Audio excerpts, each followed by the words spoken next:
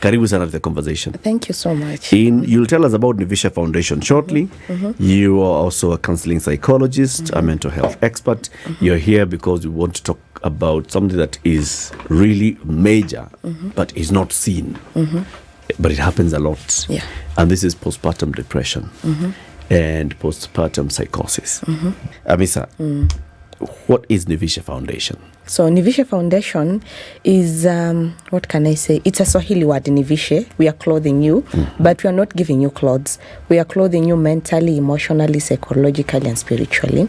And then what we do, in just simple words, is there's a conventional approach of mental health, whereby there's the self-care and whatnot, and then there's the community-based approach of mental health, which we tend to forget most of the time. So what Nivisha does is we bridge the two, the Western approach and the community approach. Because with mental health, you cannot just come and impose some values to your community without trying to know how they've been dealing with this mental health issue since before. So that is what we do at Nivisha Foundation. Yeah. Okay. How long have you been in operation, and who do you target?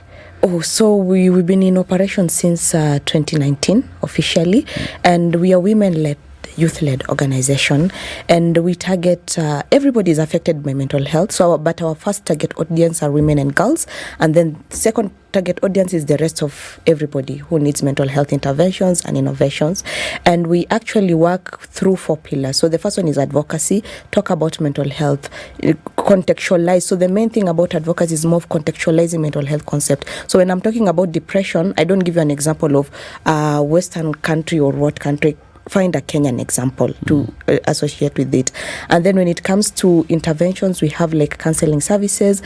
We have also our trained to offer counseling in sign language, which is key for inclusivity purposes. And then we also have mental health clubs. We partnered with schools, mental health and psychosocial support for teen mothers, and research on mental health. So we want to produce our own researches around mental health. Yeah. Okay, I mean, even as you do that, obviously the mental health, it's an emergency status in the country today. Yeah. And there are many reasons, obviously, for that, and why we've seen this high number of cases, topics that are now coming out that obviously people are suffering from. Yeah. We see that as a result of the stories that we read, of the things that we hear, of experiences that we've been called to share in. One of these issues, obviously what we're talking about today, is postpartum depression. What is that? And what prevalence do we see of that in the country today? Especially since you talk about these are Kenyan examples. We're not talking about global numbers, but what's happening here? So whenever I start talking about postpartum depression, I usually start by describing the human being. So a human being, we all know spiritually, we are made up of the mind, the body, and the soul. So most of the time we give importance to the soul, food of the soul, or when you're spiritual or religious, or the physical aspect, but we forgot the mental aspect. So with the mental aspect, the most important thing you have to identify, there are 2 main components: your brain, which is the organ inside your skull, and your mind. 2 different things. So the brain is what holds the body organs together. So there's a lot of chemical interchanges, the chemical balances inside the brain, but it has to work closely with the mind. And the mind is only your thought, behaviors, and feelings. So that is why you find when somebody is moody, you feel like there's brain rush, and then it affects your behavior. So that is the brain working with the mind. So when you come to all this, there's one thing, before even you get into postpartum depression, one thing, there's mood disorders and mental illnesses. So like physical illnesses, like we have like a lot of illnesses like TB, malaria, cholera, all those kind of things. The same with mental illnesses. So on the mood disorder, it's just like your moods in your mind and your brain and your mind, they're not aligning together. And it's normal to feel different kind of mood. It's very normal. But when they exceed is when we say that it is a mood disorder. So in mood disorders, we have things like depression. So depression is the constant state of sadness. Even if I give you today, I give you your favorite food, I give you everything you want, you still have that heavy feeling inside your heart and you don't know the reason. So that is depression. We diagnose it as depression when it has gone over 2 weeks of that constant state of sadness. That early? Wow. Okay. Yeah, because we know normally the mood mood, like if I give you something good or I change your environment, it's supposed to shift. But if it is constant, you're not feeling any changes, you're just feeling sad, gloomy, you're feeling, and then it continues to develop to other signs. So now is when you have to take the intervention. But we don't give it that much seriousness. Yeah. So that is depression. After depression, we have bipolar, which is very, very common. So with bipolar, we have like two episode. We have the manic phase and the depressive phase. So you find somebody in the manic phase, they're hyperactive, you're a go-getter, you can do this and this and this and this. And then when it comes now to the low phase, the depressive phase, you have the signs of now depression. So there are many, but these ones are the two. So when a woman specifically give birth immediately, they experience three main diseases. There is the mental health disorder. So there is the one which is called postpartum blues. Postpartum blues is like that one resolves on its own self. So it's like normal mood swings whereby you're feeling you're not adequate, it's affecting your self-esteem, you feel you're not a good mother. So different challenges. So postpartum blue is what a lot of women experience, and that is normal. It resolves itself. You go back to you don't After have how to treat long? it. It usually takes place from the first week of birth to 1 year of birth. What? Yeah. More than Monday blues. And up to that time, during this time when you have postpartum blues, what the mother is feeling at this point is a lot of sadness, overwhelmingness. You're feeling inability to do something to your. So you feel like you're inadequate. You feel like you are not worthy of being this child's mother. Exactly. So you keep questioning yourself every time. If milk does not come out, you're like, oh my God, you see now even I can't even produce milk. That way. Okay. Up to a year. Yeah. So the second one is now the postpartum depression. So postpartum depression actually affects 15% to 40% of women globally. That includes in Kenya. I've not seen the statistic yet, but globally 15% to 40% of women. Now you remember when you talked about depression. So with postpartum depression, you have the depression signs during this stage, and now the issue now with postpartum depression is you feel what is it called? You feel different feelings inside you. You feel depressive. You feel a lot of mood shifts. You feel you are not. Now the adequate with blues is extended. Like you're feeling I'm not capable of doing this. It really affects your self-esteem as a mother. It really makes you question your worth to the extent of not showing up for yourself. You feel like you should not be given time to speak about your, and then what happened is the thoughts. You remember we mentioned the thoughts, behaviors and feelings. So your thoughts start shifting when you are talking to yourself inside a lot and telling yourself you're inadequate. It even affects how you see your child. So you start seeing your child as somebody who is a nuisance or somebody you are not able to. But one thing we have to remember with depression, you cannot control it because it's your mind plus your brain. So the brain chemicals, you cannot tell the brain chemicals, please stop making me have this hormones or what. So you see it's different. So that's why you don't say like somebody can be able just to talk to themselves and tell themselves stop having these negative thoughts or something like that. So that is like for depressive sets, it's most of that. How long does it last? That 1 year, the first week to 2 weeks to 2 years.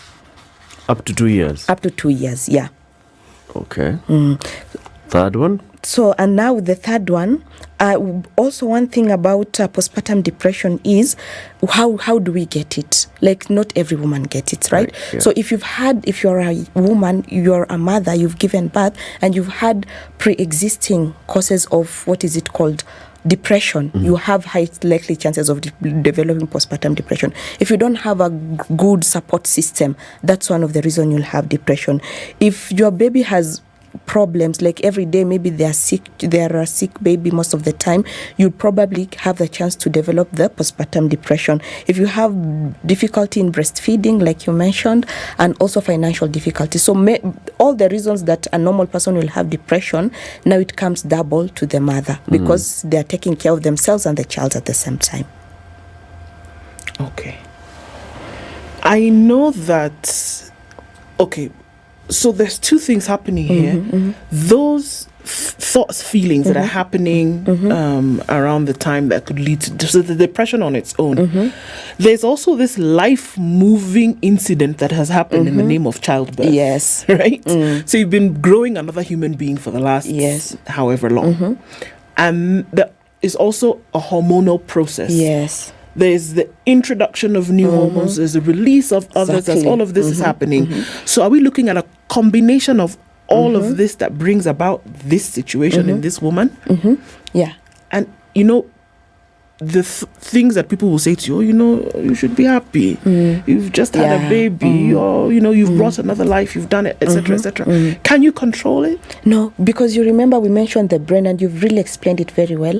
The brain, you have no control. It has changes of hormones. There's no way I can tell myself, I even don't know which what is it called, which hormone is running down at the moment, even as a mother. So I have less control of that, the hormonal changes in my body. So it is out of control, the thoughts and the feelings. So if let's say that is a little bit of neuroscience, whereby if there is the hormone that brings in joy, dopamine, if there is less dopamine in my body, and another hormone that brings in sadness or lack of joy, that means that if I have that much hormones which has been excreted, and then it goes into tandem with my thoughts, behaviors and feelings, I'll just feel like I'm sad most of the time. I just feel like I'm not able to do most of these things. So it is totally out of the control. But with early interventions, because like postpartum blues, we just say that it will resolve on its own. But for postpartum depression, you need counseling and medication when it is very, very thorough. So this you need interventions. Tell us about the third one. Because I want to ask now how you distinguish between one to the next to the third. So what's the third one? So now the third one is psychosis. So this is postpartum psychosis. So when I started describing mental illnesses, I just touched on mood disorders. Yeah. They are different. There's mood disorders, there's anxiety disorders, there's eating disorders, there's drugs and substance addiction, all those kind of things. But one that we don't talk about mostly is psychosis. So psychosis, if I just say it in a more Kenyan term that people can understand, you see, whenever we see people walking on the street like they're talking to themselves, or we call them mad people. So most of them high likely have psychosis. They're suffering from psychosis. Now imagine that state happening to a person who have given who's just had a baby. Yeah. And signs of psychosis are actually like you have delusions. So delusions maybe, and most delusions are actually religious in nature. So maybe you will just have something tapping, let's say there's just you can hear sounds, but you put meaning to the sounds, right? So like if let's say a tap is dripping inside your house, and then it's got tack tack tack, so you'll get your mind will get a message from that thing. It will be telling you like, this is telling you a message, do this, or you'll start developing a chant from it or something like that. Sometimes you'll also have what is it called visual hallucination, whereby you think everything is a message to you. Wow. So if the TV is open and there is something, let's say breaking news, you see breaking, you're like, it's telling me to break something. When you're walking, when you just every message, something you read, it's like it's telling you to do something. Which is actually a completely different thing from the reality. Exactly. Right. Yeah, because that is what psychosis is. And then the other thing is auditory. So auditory hallucination, you hear things which are not there. So whenever you hear something, you're like, can you hear that? And everybody will be like, no, I can't hear that. And in the normal context, the African normal context, when we hear that, we'll think somebody is mad, or there is some juju or something like that. Like, how are you hearing things? Yeah. And then the other, you have disorganized thoughts. One thing you're thinking this way, the other minute you're thinking that way. So like I can tell you, oh, this has happened. The next minute I've shifted completely the conversation. So, and then the worst thing that happens when somebody has psychosis, especially postpartum psychosis, women don't talk about it. Because how can I come and tell you that I'm thinking that my son has been sent to kill me? Because those are the thoughts that are happening. You'll think that, and what did I say? That you start doing what we expected when you're giving birth. You should be loving your child. You should be appreciating, like how many women they are wishing to have children, but they've not been given an opportunity. So the society is forcing those thoughts on yourself, and you are not feeling them. So you want to distance yourself from that feeling. To you, the child is an enemy. Exactly. This newborn baby is actually an assassin. Exactly. So the main two things that happen for women in psychosis, they have two things. Either suicidal, they are very suicidal, or they have high chances of committing infanticide. Infanticide means that you kill your infant. Okay. Yeah. we've seen this. This is not something in a book or that you've read happening in another country. I'm just looking at some numbers now that we've seen over the last couple of months, and quite a number of women have killed their own children, and it's unexplainable. I mean, you would try to give reasons as to why this could possibly happen, and the first thing that we say, this woman is a murderer, she has killed her children, she needs to be behind bars. Is it possible that what you've talked about is the reason behind some of these things that we see? Most of the times, that is the main reason.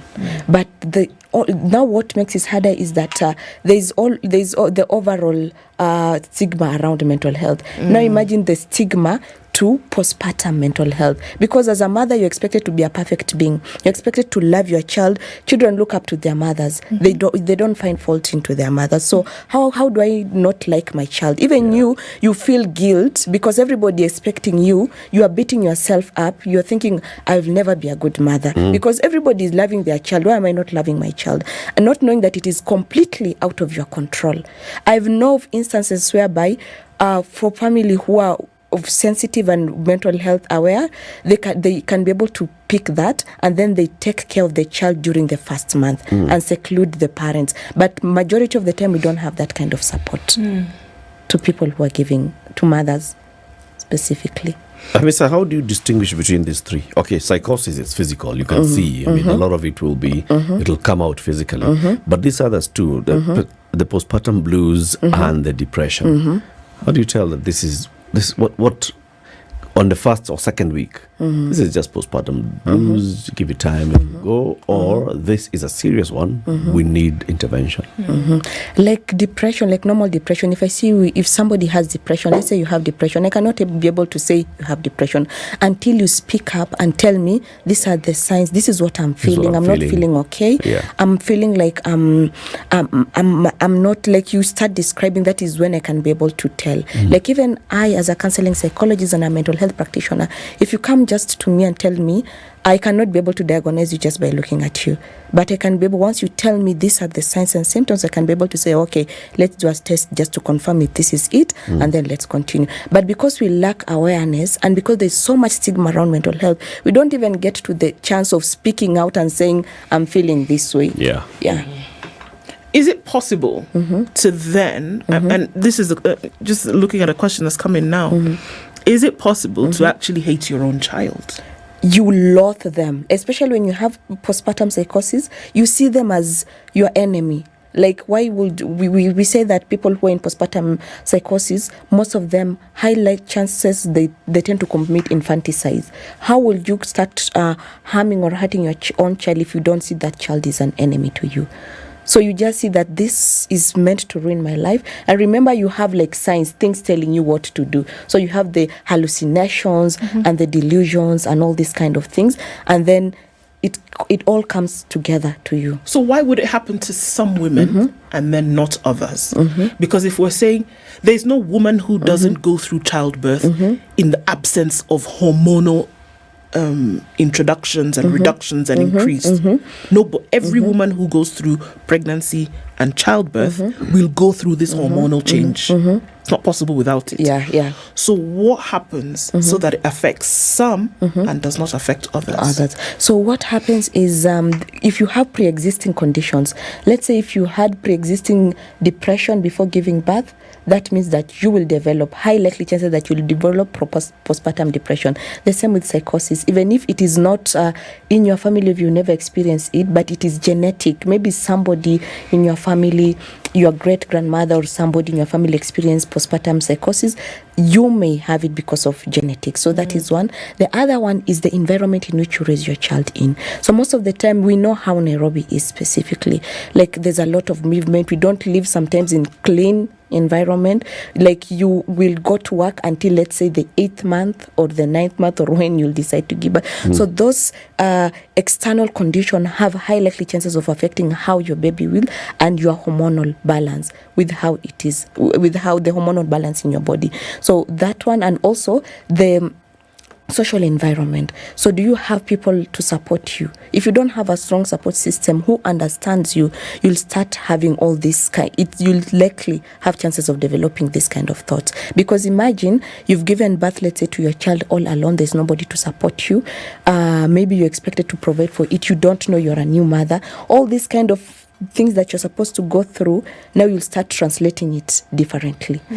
And the worst part of what is it called, postpartum psychosis, is when it happens to a religious person. Because when it happens to a religious person, all the chantings will be now religious chantings.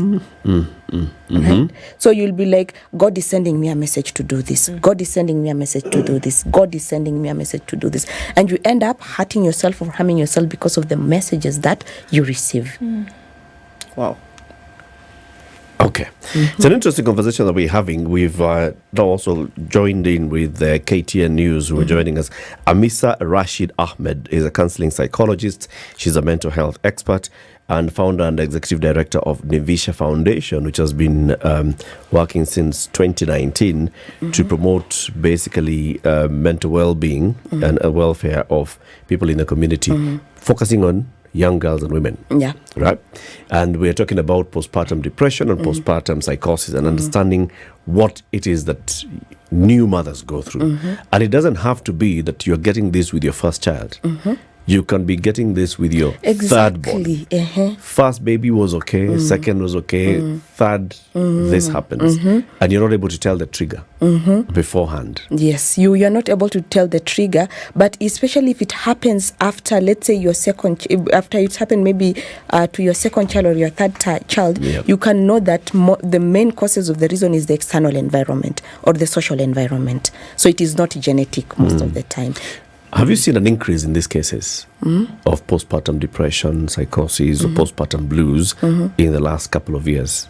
I personally think that they've been in existence even before. It's just that now we are able to speak more about it. Well, now with the advent of creating mental health awareness and speaking about it, now people are able to talk about it, but we are not yet there. Because if we can still have people having postpartum psychosis and we condemn them instead of finding ways to offer them solution, that means we are not yet there at all. Yeah. You know, so there's, of course, the whole government push for every pregnant mother to go through antenatal care. Make sure that at least you go for 3 of those sessions, you know, and the antenatal care will be able to pick out a lot of things that are happening to you physiologically and to the baby as you're carrying the baby. Is it possible to pick these things out during antenatal visits? To pick that there's something that could happen after you deliver, that there could be triggers and that can then be avoided? It can be if the practitioners involved have a little bit awareness of this postpartum depression with pregnant women. If there is no awareness, even in normal hospitals, like if the doctor is not aware that this person we don't find any illnesses, but maybe it's a mental illnesses, they need to see a mental health practitioner, the issue won't be resolved. The same with the physical illness, like what is it called, postpartum depression. If the clinician is not able to, it does not have background or just basic understanding on these mental illnesses and how it affects mothers, it will be hard for them to be able to identify it and recommend the necessary interventions. Does it only begin after birth? Can you start developing some of these depression and depressive episodes when you're still pregnant? Yeah. So if you develop it when you're still pregnant, we don't call it post. We call them postpartum blues, postpartum depression, postpartum psychosis, because it's after giving the birth. But before, like they have the prepartum names, but that is not that much common because you also associate them with just the normal mental illnesses. So if you have depression when you're giving birth, I'll have to identify where is this depression coming from. Is it because you're giving birth, or is it normal? Is it, I don't want to say normal depression, is it just depression that is happening to you? What I'm asking is there a possibility of this postpartum depression, you know, I mean, it's happening within the first week of giving birth. Is it possible that it could have started before? When you are pregnant, and could it be picked out? Because everything else that the other day we were talking about, when you have children who are born preterm, or you know, there's something you could have been picked up during antenatal. That, you know, everything we are seeing could lead to either a preterm birth here, it could lead to a baby being born, in low birth and all. We could see that during antenatal. Can you pick these things out during the antenatal visits and know that this person is highly predisposed to either postpartum blues or depression or psychosis? It can be highly picked up immediately because even when you are coming in with mental health, especially since Kenya, we are not yet there to reach whereby we can be able to actualize neuroscience and mental health together in our local hospitals. But if I have a background and you are my client, you are my patient, you've been coming in weekly or monthly for sessions, I can be able to determine your behaviors, your behavioral patterns, and see, okay, there's a change here, there's this, and then explore more. What are your thoughts? How are you feeling about this? And then with that, I can be able to figure out maybe this is leading to this, or this is leading to something like that. Yeah. Okay. I thought you wanted to go. So now I wanted to look and ask: is it possible also that there's something that happens? An event, it could be something major that then would be the onset of something like this, because you could say this not had any problem before that, but then after, and then something traumatic would have happened that would then lead to this depression, or then even the psychosis taking place. Is that a possibility? For psychosis, 100%. Postpartum depression is one of the causes. So apart from genetic causes, environmental causes, there's also the trauma causes and insomnia. Lack of sleep, constant lack of sleep can actually lead to postpartum psychosis, because as a mother you need that much time, enough time of sleep. So that's why we encourage people to give mothers, like, take time, take care of the baby, she sleeps, because if you don't do that, it may lead to postpartum psychosis. But PTSD happens it's one of the main reasons. Even in people who are not mothers, who are not going through postpartum psychosis, PTSD is something life-changing. And when we're talking about postpartum, we are talking about what is it called? PTSD, post-traumatic stress event.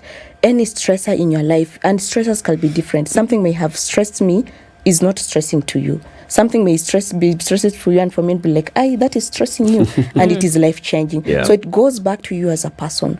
What is it that if you expose yourself to this environment will trigger you or will cause you to be stressed so much that it can be traumatic to you? And then you pick it up and then stay, especially if when you are an expectant mother, pick it up and then stay away from it. Let's say if you are, if you have, what is it called? You've figured out that what causes traumatic event to me is when I expose myself to certain group of people or certain people with certain personality disorders. Maybe if I expose myself to narcissistic people, I tend to not be well. It affects my mental health. So stay away from them during the period of birth, because now when it stresses you, remember you are two of you, it stresses also your child, and then there is that hormonal, it goes back to you. And that is why we find like neurodevelopmental disorders like autism and ADHD are mostly like developed when the child is in the womb, because of the stresses, the things that you are not able to not only stresses, but most of the things that,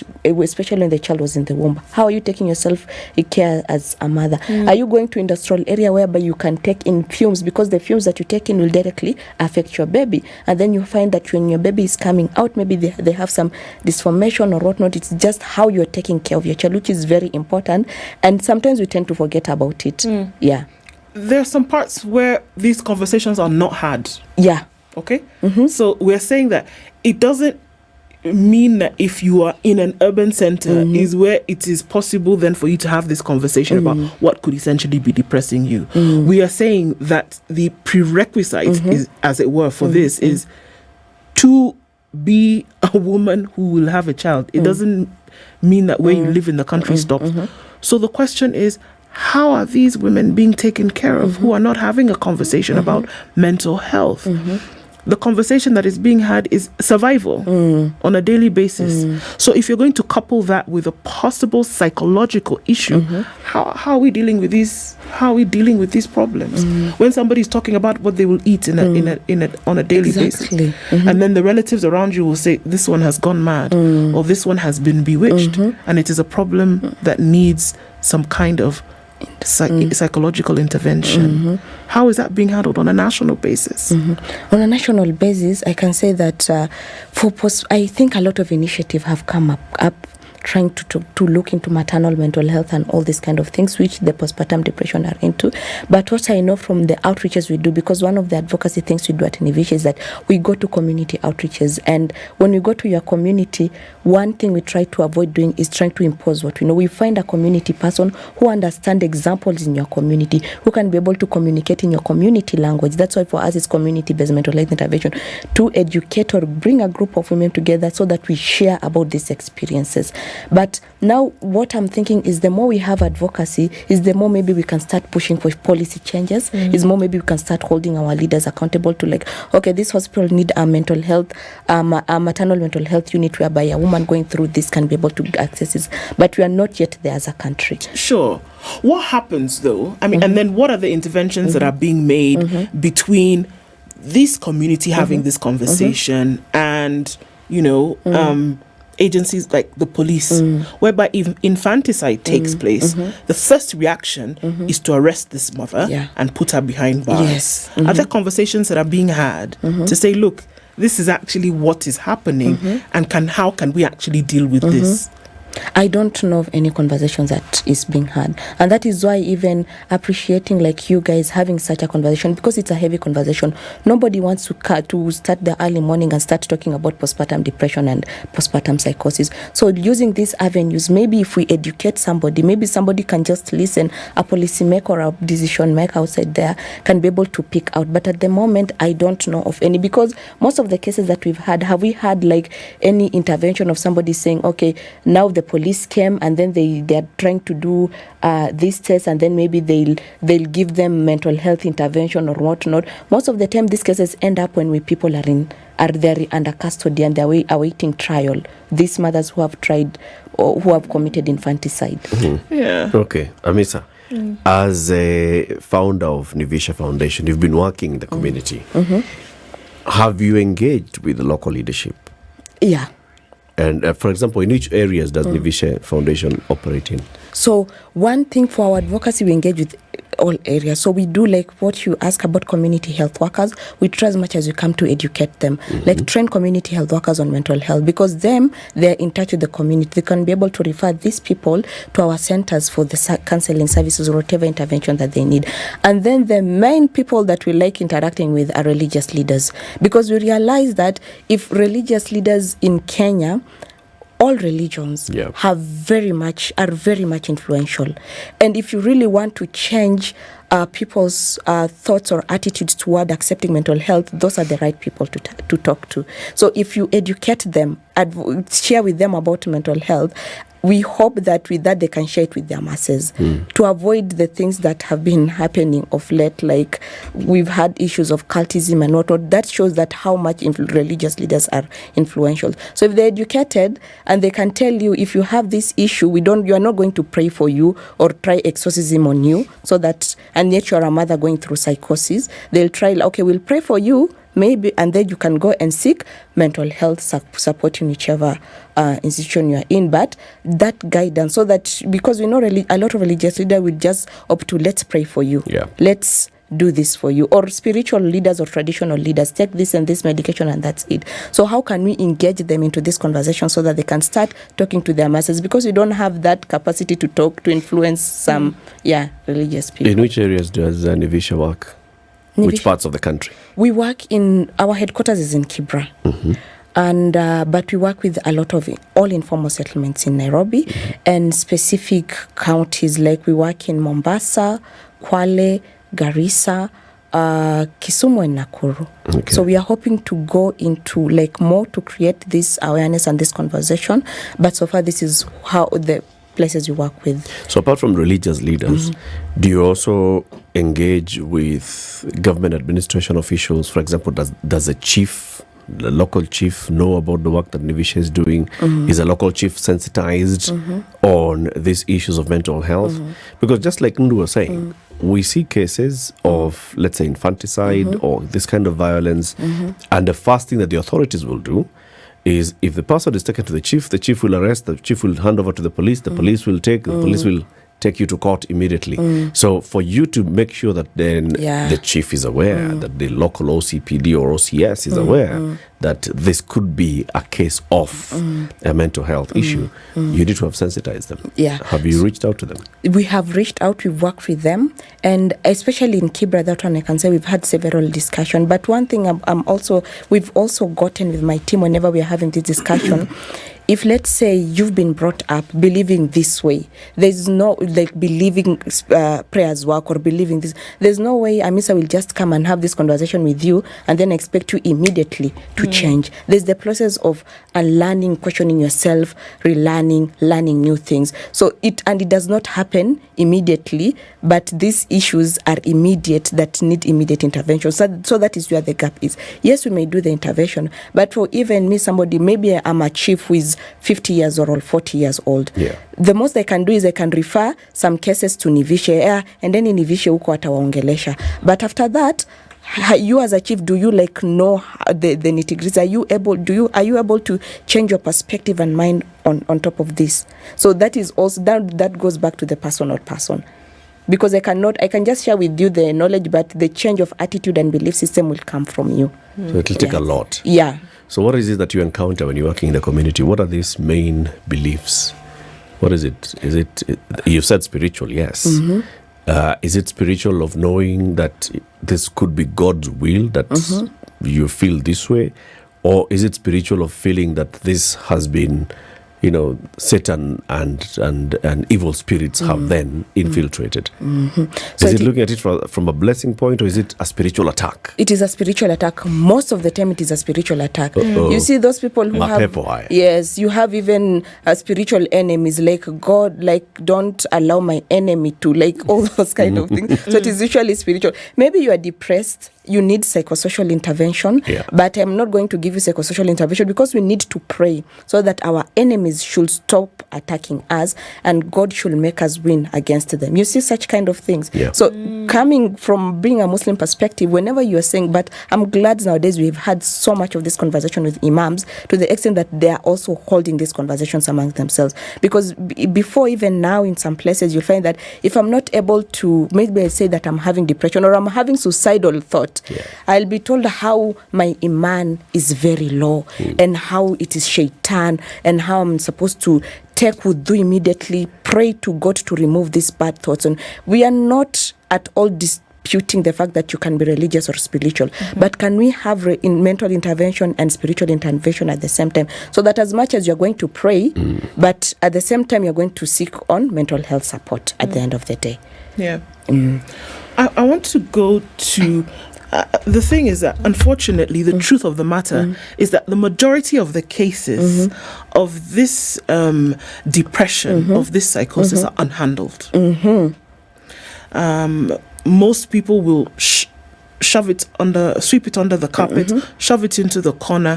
The support from family and friends usually is, it's kept under wraps, of course, because there's still a lot of stigma attached to it. And then, of course, there is a societal outlook that, look, if something leads to you taking the life of another human being, then the place for you to go to is jail. A case be brought against you and that is dealt with. And it is difficult. It's very, very difficult to see the other side of it, to see that somebody who took the life of somebody else, more so their mother, more so their mother, how dare you, why would you do something like that? And then we're going to kill you. You're evil, you're a killer, you're a murderer. And here you want us to understand the mental or psychological problem that you may be going through, and then suggest that you go to a hospital and not a prison. Do you see? Very, very, very, very difficult conversations to have, because we're saying, okay, let's offer you help. Who offered this child that you killed help? Yeah, exactly. Who did that? You see? So for me, these are really layered conversations that need to be had in society. But the question is, from what you've seen, are we really ready to have those conversations? Because what you need to do then is be vulnerable and say that somebody, if not you, somebody close to you is having a mental health problem. But we don't want to say that because it puts so much out there. It displays a position of weakness. It displays a position of what people are going to call madness. You know, how do we deal with something that is so heavily stigmatized? And that is why I'm saying even us having this discussion is heavy, because now you're understanding the point of a woman goes through a lot, like a mother goes through a lot, and we are not ready to acknowledge that as a community. As a society, our moms are supposed to be saviors. They're supposed to be our to go to. Now imagine the mind shift from now taking your mom, even normal counseling processes whereby somebody have been so hurt by their mom, and then now you as a mental health practitioner, you're trying to figure out and make them understand that your mom was supporting you from their point of the knowledge that they had. They're not superhuman. They're not imperfect. Yeah. So that one needs a mind change on its own for you. Now imagine for us even having mercy or having grace, extending grace to somebody, how you've murdered your own child, you've actually cut them and did all these kind of things to them. We are not even having, even you, if you try to mediate there, you might be mob justice. Yeah, because like you're supporting that evilness. So and I think it's a good conversation to have, so that we also get ideas from people, like how do you, from us, as because we are trying to do our advocacy part, but we also want to learn from the community, how can we handle this now with the knowledge that we already have on these matters. When someone comes to you, when let's say a woman who has just given birth is feeling something, and they come to your organization, Nivisha Foundation, what do you do? That's a normal person, or let's say a mother. A mother. A mother has just, she's heard about Nivisha Foundation, she's heard, these people deal with, even, and then she comes, she just says, I'm not sure exactly what I'm feeling, but she walks through your doors. What do you do? Yeah, you see the way you can walk into a hospital, and then there is the whole process whereby you'll be what is it called? You'll have to do the consultation. triage. Yeah, and then there'll be the what is it called? The testing to determine what kind of disease that you have, and then now you go to different, and then now the intervention whereby you'll be given medication or be told it is the same process. You come. We try to understand where you are coming from, where you are at the moment. Are you in a position to even have this conversation? If yes, now let's move to the next process. What are your signs and symptoms? Like as a counseling psychologist, I know like the mental illnesses that are there. So we classify them. We do a test for you, and then you classify, is it a sign of depression? Is it a sign of postpartum depression? Is it what?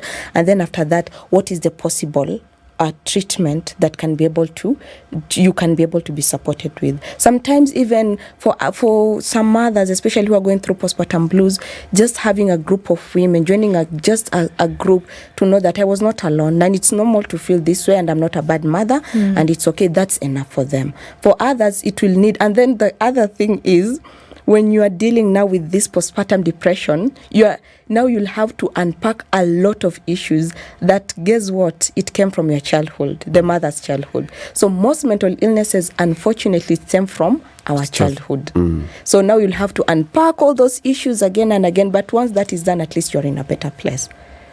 And then now you send the woman back home? Yes, but it also depends, because there's some depression, like there are different levels of depression. Yeah. There's some depression whereby counseling can work, talk therapy can work. There's some depression whereby, because that is your mind that is mostly affected, your thought, behaviors and feelings. But there is the depression whereby your hormones, your brain chemicals and your mind are together. So that means I'll have to give you antidepressant or different medication to stabilize your hormones, and then now we can be able now to deal with the mind. Exactly. I'm not hearing anywhere where you want to reach out to the immediate family members. Because this person maybe comes from a household. There are other children. There is another adult, maybe the husband, maybe parents. What do you do? Because they're the ones who are seeing the way this woman is behaving, and she just got a baby. What's wrong with you? Nyonyesha mtoto ni nini? Yeah, exactly. So whenever there's a take-in, whenever somebody comes, there's the take-in. So take-in, we handle all the information that you want us to handle. But it also depends, because maybe the person causing you the stress is somebody you are living with. And so for us, it's more of trying to understand you and working with you, compared, unless it needs lot of intervention, is when we'll bring in somebody in. Like a good example, when we are going through somebody who's suicidal and they've come to counseling session, counseling is usually very confidential, unless it is very evident that from this session the next step you're going to harm this and this and this person. That is when I can take interventions, and we usually make it very clear, because one of the main reasons people also don't come for such kind of therapy, talk therapy, counseling, is because they're like, I go talk to somebody and then I hear my story outside there. Like, how am I going to do that? I want you to broadcast my issues. Yes. So because there is that lack of trust issues in the community, so we try. But if I can gauge from the intake, and we are professionals, so you can be able to say this needs immediate intervention. The way somebody will just come to the hospital and the doctor will say ER immediately, like it's the same with us. Yeah. Are there situations then when you would need to remove a woman from a situation? Because more often than not, she will be the mother to other children as well, not just this one. Yeah. Sometimes she would be. Is there a need to remove her from that situation and have her go through the process of starting to deal with? Because some of these cannot be healed, will not be healed immediately. It now becomes a process of coping with and dealing with. Would she need to be removed? Do the other people in that situation also need coping mechanisms to deal with this? Yes. Young children not understanding what their mother is going through, maybe sometimes spouses having no idea about this, what's happening here, family members, how do you support this person? When you see everything seems to be normal, how do you now then deal with this thing? Where before this woman had this baby, she was okay. Then she has this baby and she's gone bonkers. I mean, kind of that is the mindset that people have. What support mechanisms then do you put other people in the situation through? Okay, so also one thing about what is it called? Somebody who has gone through psychosis. Psychosis carries, you remember I mentioned about mood disorders. Psychosis carries 6 mood disorders. Like you, one person, you are going through 6 mood disorders. You're going through depression, you're going through anxiety, you're going through bipolar, you're going through PTSD, you're going through OCD, obsessive compulsive disorder, you're going through now the normal psychosis. Those are 6 diseases in one person. So if you have psychosis, most people who have who have signs of postpartum psychosis, we immediately have to remove them from their spaces, because you cannot deal with all this together. And remember, on top of that, there are signs and symptoms. There are the signs of depressions. There are you're suffering from OCD, all these kind of things. You're even scared of your own self.